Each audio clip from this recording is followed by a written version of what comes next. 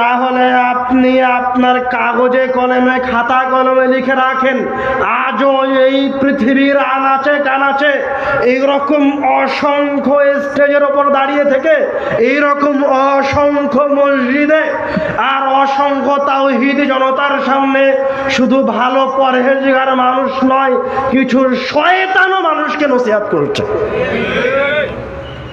ওই শয়তানের মাঝে এক প্রকার শয়তানকে চিনবেন কিভাবে? যে শয়তান দাঁড়িয়ে থেকে তাওহীদি জনতার সামনে নর্তকীদের কথা বলে, গল্প গুজব করে সময় পার করে, সে হচ্ছে ওই শয়তানের এক প্রকার শয়তান।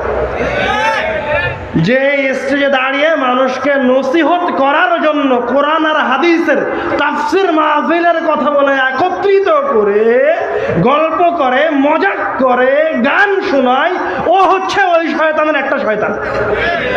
হয় মানুষরূপী শয়তান, নয়তো বাস্তবিক শয়তান মানুষের রূপ ধারণ করে এসে আপনাকে নসিহত করছে।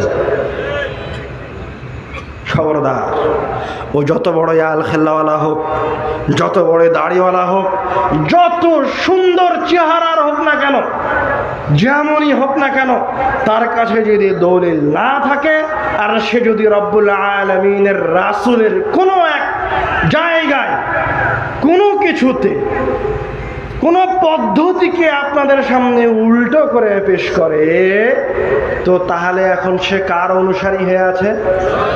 শয়তানের অনুসারী হয়ে আছে।